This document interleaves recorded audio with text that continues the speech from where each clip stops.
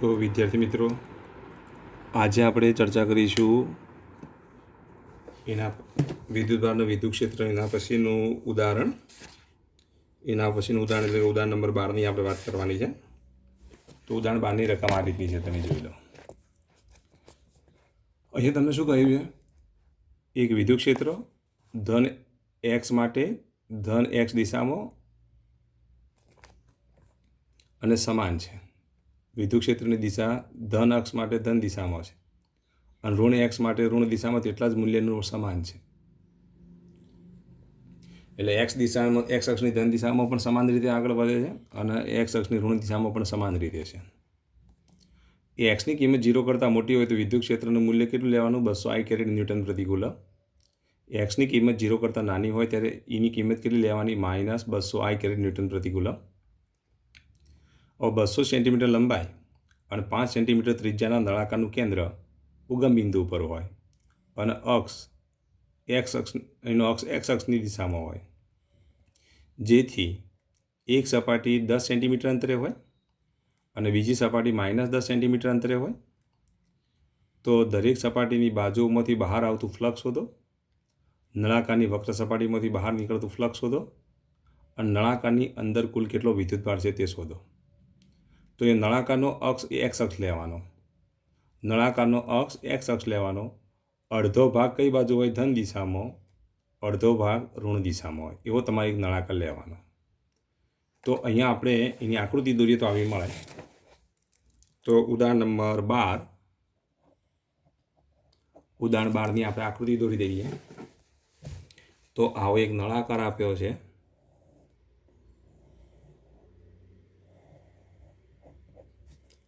આ નળાકાર નો આ એક્સ અક્ષ છે. નળાકારનો અક્ષ એક્સ અક્ષ ઉપર છે. અહીંયા આપણે ઉગમ બિંદુ લઈએ. એનો આ બાજુનો ભાગ 10 સેન્ટીમીટર અંતરે છે. આ બાજુનો ભાગ પણ 10 સેન્ટીમીટર. નળાકારની પહોળાઈ કેટલી છે? લંબાઈ કેટલી છે? તો 20 સેન્ટીમીટર છે. એવું પક્ષમાં આપી દીધું છે. અહીંથી એક્સ અક્ષની દિશામાં વિદ્યુત ક્ષેત્રની દિશા આ બાજુ છે, એક્સ અક્ષની ધન દિશામાં. આ બાજુ વિદ્યુત ક્ષેત્રની દિશા કઈ બાજુ છે? તો એક્સ અક્ષની ઋણ દિશામાં. એટલે અહીંયા વિદ્યુત ક્ષેત્ર જો લઈએ તો સદિશ E બરાબર કેટલા આપેલા છે? 200 I કેરેટ ન્યૂટન પ્રતિ કુલમ. આવું તમને પક્ષમાં આપી દીધું છે. આ બાજુ વિદ્યુત ક્ષેત્ર કેટલું છે? તો સદિશ E બરાબર -200 I કેરેટ ન્યૂટન પ્રતિ કુલમ. અહીંયા જો ક્ષેત્રફળનો સદિશ દોરીએ તો પૃષ્ઠને લંબ આ રીતે દોરાય તો ક્ષેત્રફળનો સદિશ A બરાબર A × I કેરેટ. એ એટલે નળાકારને આ જે આડછેદ છે, આડછેદનું ક્ષેત્રફળ. નળાકારની ત્રિજ્યા R હોય તો અહીંયા આપણે શું લખીશું? πr² I caret. અહીંયા ક્ષેત્રફળનો સદિશ આ બધે સપાટીને લંબરૂપે આ રીતે દોરાય, આમ દોરાય.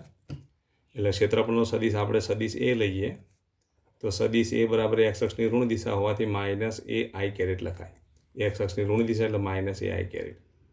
એટલે અહીંયા તમે -πr² × I કેરેટ લઈ શકો. વક્ર સપાટી માટે ક્ષેત્રફળનો સદિશ આ રીતે લંબરૂપે દોરાય તો અહીંયા વિદ્યુત ક્ષેત્રની દિશા અને ક્ષેત્રફળના સદિશ વચ્ચેનો ખૂણો કેટલો થશે? 90° થશે. તો આ બે આડછેદ અને વક્ર સપાટી આ ત્રણેય માટે આપણે શું શોધવાનું છે? તેની સાથે સંકળાયેલ ફ્લક્સ શોધવાનું છે. તો અહીંયા માહિતીનું લિસ્ટ બનાવી દઈએ. તો વિદ્યુત ક્ષેત્ર તમને આપી દીધું છે. આને આપણે સપાટી 1 કહીએ, આને સપાટી 2 કહીએ અને આ સપાટી 3 કહીએ. વક્ર સપાટીને 3 વડે દર્શાવીએ. તો સપાટી 1 માટે ચલો વિદ્યુત ક્ષેત્ર કેટલું આપ્યું છે? E બરાબર -200 I કેરેટ ન્યૂટન પ્રતિ કુલમ. આડછેદનું ક્ષેત્રફળ જો લઈએ તો આડછેદનું ક્ષેત્રફળ A બરાબર πr² છે. આરની કિંમત અહીં આપી દીધી છે. આરની કિંમત કેટલી લેવાની બોલો? તો આર ત્રિજ્યા તમને આપી દીધી છે 5 સેન્ટીમીટર. 5 સેન્ટીમીટર એટલે શું લખીશું બોલો? 5 × 10⁻² મીટર. તો ક્ષેત્રફળનું મૂલ્ય A બરાબર πr². એટલે કે πr² એટલે કિંમત કેટલી? 3.14 × 5 × 10⁻², એનો વર્ગ. 5નો વર્ગ 25 એટલે 3.14 × 25 × 10⁻⁴. આટલું ક્ષેત્રફળ થાય.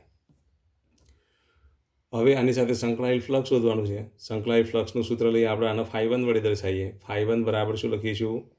ई डॉट ए तो ई डॉट ए तो ई बराबर કેટલા 200 આઈ કેરેટ ડોટ એની કિંમત કેટલી સોરી માઇનસ 200 આઈ કેરેટ એની કિંમત કેટલી તો માઇનસ એ આઈ કેરેટ અહીંયા જો સદીશ એ બરાબર જો લખીએ તો શું લખાય માઇનસ એ I caret dot I caret ધોરણ 11માં આપણે ભણી ચૂક્યા I caret dot I caret એટલે 1 થાય માઇનસ માઇનસ શું થઈ જશે પ્લસ તો 200 એ કારણ કે આઈ કેરેટ ડોટ આઈ કેરેટ બરાબર કેટલા થશે 1 એની કિંમત આપણે આટલી મૂકી દઈએ તો 200 ગુણ્યા 3.14 ગુણ્યા 25 ગુણ્યા 10 માઇનસ 4 ઘાત ચલો આનું સાદુરૂપ આપો ચલો 200 ગુણ્યા 3.14 ગુણ્યા 25 200 ગુણ્યા 3.14 કરો ગુણ્યા 25 કરો તો 200 ગુણ્યા 3.14 ગુણ્યા 25 ઇઝ ઇક્વલ ટુ કેટલા થાય 15700 ગુણ્યા 10 માઇનસ 4 ઘાત એટલે 1.57 થાય તો ફ્લક્સનું મૂલ્ય કેટલું મળશે 1.57 એકમ કયો આવશે ન્યૂટન મીટર સ્ક્વેર પ્રતિ કુલમ આ ફાઈ1ની કિંમત મળી હવે એ રીતે સપાટી 2 માટેની વાત કરીએ ચલો સપાટી 2 માટે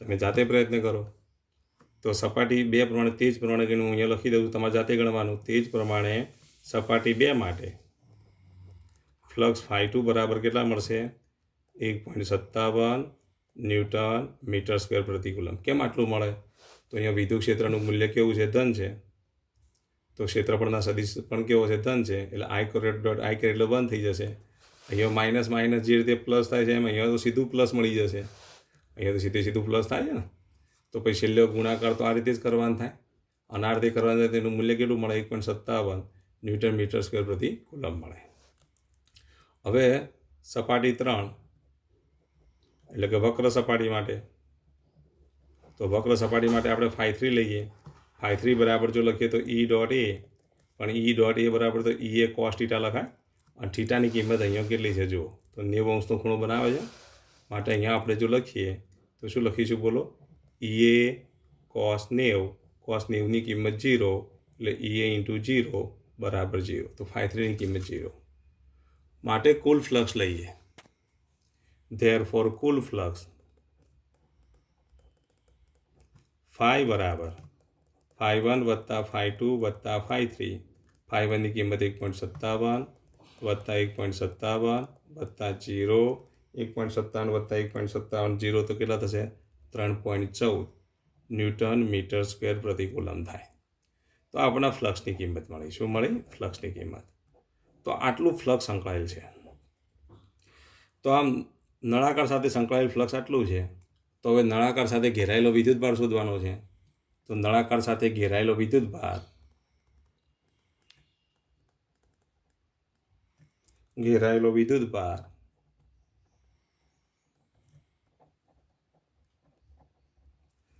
અને એ વિદ્યુતભાર શોધવા માટે આપણે ગાઉસનો નિયમ યાદ કરીએ તો ફ્લક્સ ફાઈ બરાબર શું લખીએ છીએ Q/ε0 ધેરફોર Q બરાબર ફાઈ × ε0 ફાઈની કિંમત 3.14 ε0ની કિંમત મૂકી દઈએ કેટલી તો 8.85 ગુણ્યા 10 માઇનસ 12 ઘાત ચલો 3.14 ગુણ્યા 8.85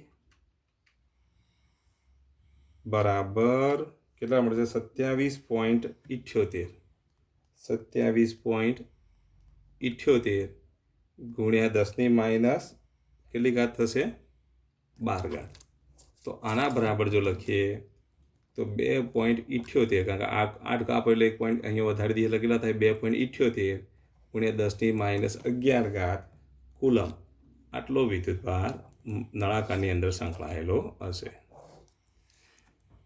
તો આટલો વિદ્યુતભાર નળાકાર સાથે સંકળાયેલો છે એની સાથે સંકળાયેલું કુલ ફ્લક્સ કેટલું તો 3.14 ન્યૂટન મીટર સ્ક્વેર પ્રતિ કુલમ છે તો આ રીતે આ દાખલો આવડવો જોઈએ આ દાખલો પણ બહુ સરસ દાખલો છે અને આપણે મોસ્ટ એમપી કહી શકીએ તો મોસ્ટ એમપી દાખલો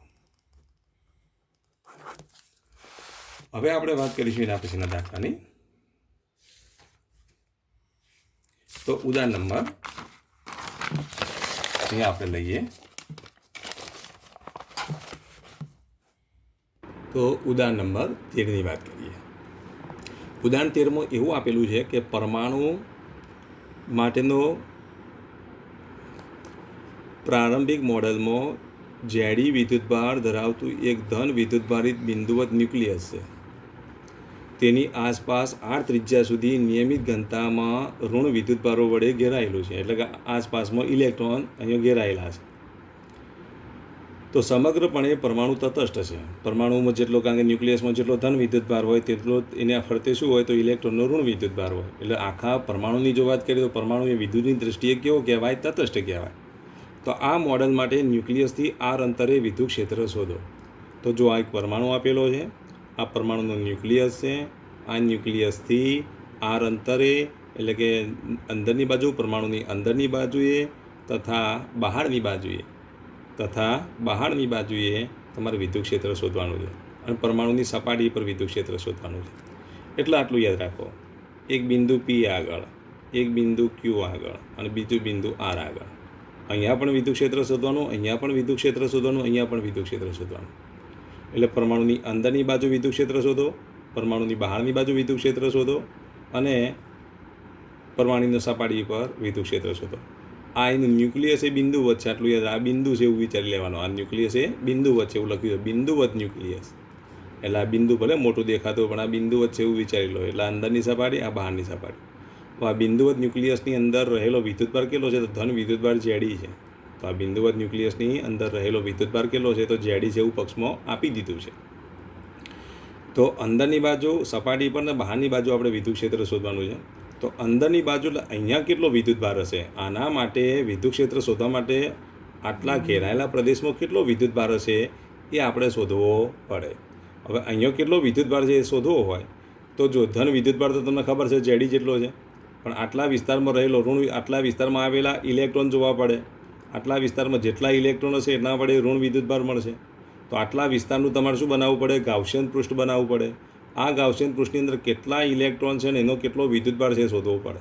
હવે તમે વિચારો, કેપિટલ આર ત્રિજ્યા જો લઈ લઈએ તો જેટલો ધન વિદ્યુતભાર હોય એટલો જ ઋણ વિદ્યુતભાર હોય કે નહીં? તો આપણે આવું ના લખી શકીએ કેપિટલ આર ત્રિજ્યાના ગોળા માટેનો વિદ્યુતભાર માઇનસ ઝેડી છે, કારણ કે ઇલેક્ટ્રોનનો વિદ્યુતભાર એટલે માઇનસ ઝેડી. તો સ્મોલ આર ત્રિજ્યાના ગોળા માટે કેટલો ઋણ વિદ્યુતભાર? તો એવું તમે ત્રિરાશિ મૂકીને તમે ઇલેક્ટ્રોનનો વિદ્યુતભાર આટલા ભાગનો શોધી શકો કે નહીં? તમે આવું લખી શકો ને. આ કેટલું કદ થાય? આટલા ગોળાનું કદ લઈએ તો આ ગોળાનું કદ એટલે 4/3 પાઈ આર્ગન થાય ને. 4/3 પાઈ આર્ગન ગોળામાં રહેલો ઋણ વિદ્યુતભાર કેટલો? તો માઇનસ ઝેડી જેટલો. કારણ કે આ તો પ્રોટોનનો વિદ્યુતભાર છે. આટલું યાદ રાખો. પ્રોટોનનો વિદ્યુતભાર ઝેડી હોય તો આખા પરમાણુમાં ઇલેક્ટ્રોન વિદ્યુતભાર કેટલો? માઇનસ ઝેડી. પણ આ ઇલેક્ટ્રોનનો વિદ્યુતભાર અને આ પ્રોટોનનો વિદ્યુતભાર છે. હવે આ ઇલેક્ટ્રોનનો વિદ્યુતભાર એટલે આટલા ભાગમાં હોય એટલે તમે આવી ત્રિરાશિ મૂકી શકો ને. 4/3 પાઈ આર્ગન ગોળામાં રહેલો, કેપિટલ આર્ગન ગોળામાં રહેલો ઋણ વિદ્યુતભાર કેટલો? માઇનસ ઝેડી. તો પછી સ્મોલ આર ત્રિજ્યાનો ગોળો લઈએ તો 4/3 પાઈ સ્મોલ આર્ગનની અંદર રહેલો ઋણ વિદ્યુતભાર કેટલો? તો આ રીતે તમે ઋણ વિદ્યુતભાર શોધી શકો. ધન વિદ્યુતભાર તો તમને ખબર છે ઝેડી જેટલો છે. ઋણ વિદ્યુતભાર જે મળે તે એ બેનો સરવાળો કરો એટલે આટલો ભાગ અહીંયા આટલો વિદ્યુતભાર હોય. હવે આટલા વિદ્યુતભાર વડે અહીંયા વિદ્યુત ક્ષેત્ર મળે તો આ તો બિંદુવત જ છે, કારણ કે આની ન્યુક્લિયસની ત્રિજ્યા ખૂબ જ નાની હોય, બરાબર. આટલા પરમાણુની ત્રિજ્યા પણ નાની છે એટલે બિંદુવત વિદ્યુતભાર છે એવું તમે ગણી શકો. અને બિંદુવત વિદ્યુતભાર વડે મળતા વિદ્યુત ક્ષેત્રનું સૂત્ર કયું આવે? E = KQ/R² આવે.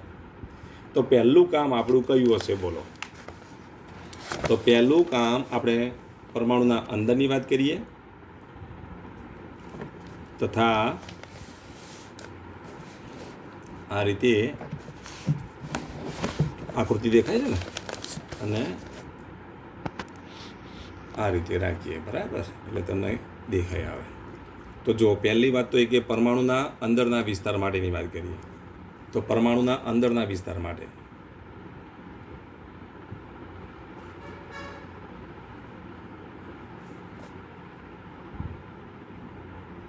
તો એક કામ પર હું અહીં આકૃતિ દોરી દઉં એટલે આપણે ફાવે વ્યવસ્થિત. ધારો કે આ પરમાણુનું ન્યુક્લિયસ છે. આ ન્યુક્લિયસ જેનો પરમાણુ એનો વિદ્યુતભાર કેટલો? ઝેડી. આ ન્યુક્લિયસથી કેટલા અંતરે? સ્મોલ આર અંતરે. અહીંયા તમે સ્મોલ આર ત્રિજ્યાનો એક ગોળો બનાવી શકો અને તેનાથી પછી અહીંયા આપણે ગોળાની ત્રિજ્યા કેપિટલ આર લઈએ તો અહીંયા કેપિટલ આર ત્રિજ્યાનો એક બીજો ગોળો તમે દોરી શકો. હવે આ કેપિટલ ત્રિજ્યાના બીજા ગોળા માટે આ સ્મોલ આર ત્રિજ્યાના ગોળા માટે એટલે કે અંદરના વિસ્તારમાં તમારે વિદ્યુત ક્ષેત્ર શોધવાનું છે. તો અંદરના વિસ્તાર માટે એટલે કે R less than capital R માટે, ચલો R less than capital R માટે જો લખીએ તો શું લખાશે બોલો? તમે આવી ત્રિરાશિ મૂકી છે ને ઋણ વિદ્યુતભાર માટે,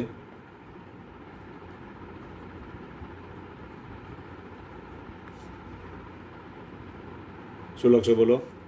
4/3 પાઈ આર ઘન ગોળા માટે સંકળાયેલો વિદ્યુતભાર માઇનસ જેડી. તો 4/3 પાઈ સ્મોલ આર ઘન ગોળા સાથે સંકળાયેલ વિદ્યુતભાર કેટલો? તો ઋણ વિદ્યુતભાર જે મળે એને આપણે Q1 વડે દર્શાવીએ તો આવું લખાય 4/3 પાઈ આર ઘન ભાગ્યા 4/3 પાઈ કેપિટલ આર ઘન માઇનસ જેડી. ત્રિરાશિ મૂકી દો એટલે 4/3 પાઈ ઉડી જશે. તો આની કિંમત કેટલી મળે બોલો? માઇનસ આર ઘન અપોન આર ઘન ઇન્ટુ જેડી મળે. આટલો ઋણ વિદ્યુતભાર મળ્યો. ન્યુક્લિયસનો ધન વિદ્યુતભાર કેટલો?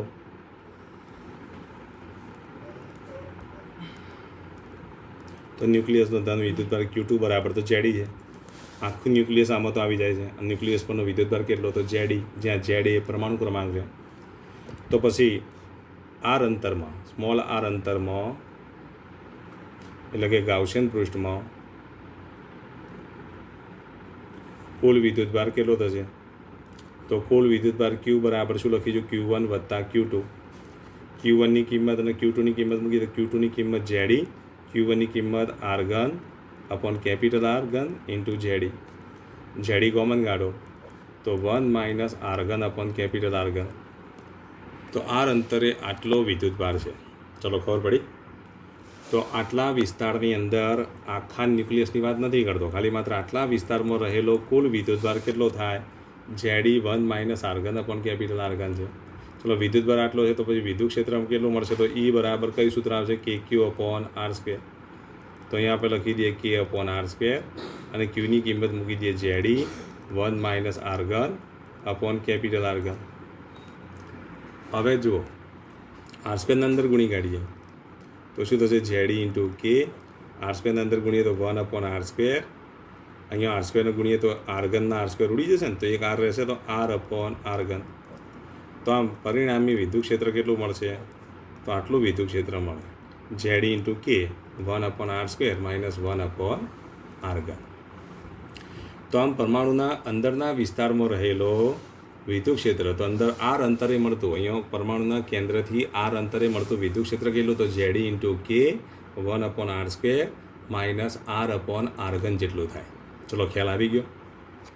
હવે બહારના વિસ્તાર માટેની વાત કરીએ. બહારનો વિસ્તાર એટલે અહીંયા આપણે બિંદુ P લઈએ. હવે આ બિંદુ માટે આખો પરમાણુ આવી જાય કે નહીં? આખો પરમાણુ આવે તો ન્યુક્લિયસનો જેટલો વિદ્યુતભાર હશે એ લઈ લો. તો ન્યુક્લિયસનો વિદ્યુતભાર તો આપણે લીધો કેટલો હતો? જેડી જેટલો. પણ અહીંયા તમે બિંદુ P લો તો પછી આખો પરમાણુ આવી જતો હોય તો પરમાણુમાં ઇલેક્ટ્રોનનો વિદ્યુતભાર પણ કેટલો હોય? તો ઇલેક્ટ્રોનનો વિદ્યુતભાર કેટલો હશે? તો માઇનસ જેડી જેટલો હશે. અહીંયા આપણે લખીએ તો માઇનસ જેડી ઇલેક્ટ્રોનનો વિદ્યુતભાર. ન્યુક્લિયસનો વિદ્યુતભાર આટલો એટલે પરમાણુ વિદ્યુતની દ્રષ્ટિએ તટસ્થ છે.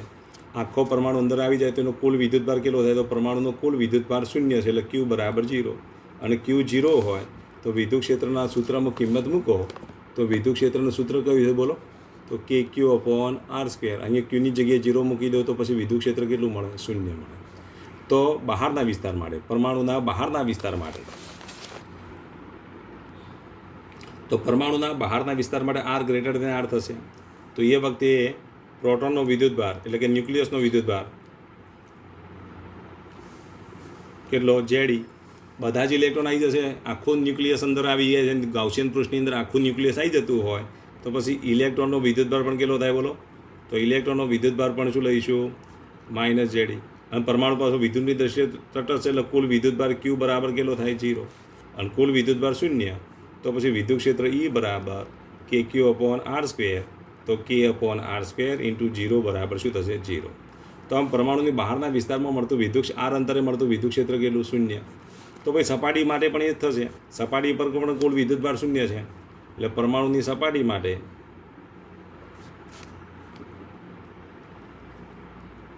અને પરમાણુની સપાટી માટે એટલે આર બરાબર આર માટે કુલ વિદ્યુતભાર ક્યુ બરાબર તો 0 જ થવાનો, કારણ કે એને ફરતું ગાઉસિયન પૃષ્ઠ દોરો તો આખો પરમાણુ આવી જાય, આખો પરમાણુ આવે તો ક્યુ બરાબર 0. તો સપાટી માટે પણ વિદ્યુત ક્ષેત્ર કેટલું થશે? તો સપાટી માટે પણ વિદ્યુત ક્ષેત્ર કેટલું થાય બોલો? તો 0 થાય. આમ પરમાણુના અંદરના વિસ્તારમાં વિદ્યુત ક્ષેત્ર આપણને આટલું મળે. કેટલું મળે? તો ZE ઇન્ટુ કેની જગ્યાએ 1/4πε0 લખવું તો લખાય આ રીતે. પાછું કઈ રીતે લખાય? તો ZE upon 4πε0 1/r² minus r/r², આ રીતે લખાય. અને બહારના વિસ્તારમાં વિદ્યુત ક્ષેત્ર કેટલું થાય? તો બહારના વિસ્તારમાં વિદ્યુત ક્ષેત્ર 0 થાય. તેમજ પરમાણુની સપાટી પર પણ વિદ્યુત ક્ષેત્ર કેટલું થશે? તો 0 થશે. આ રીતે તમે પરમાણુના અંદરના વિસ્તારમાં અને બહારના વિસ્તારમાં મળતું વિદ્યુત ક્ષેત્ર શોધી શકો. આની સાથે આ ચેપ્ટરના ઉદાહરણો પૂરા થાય છે.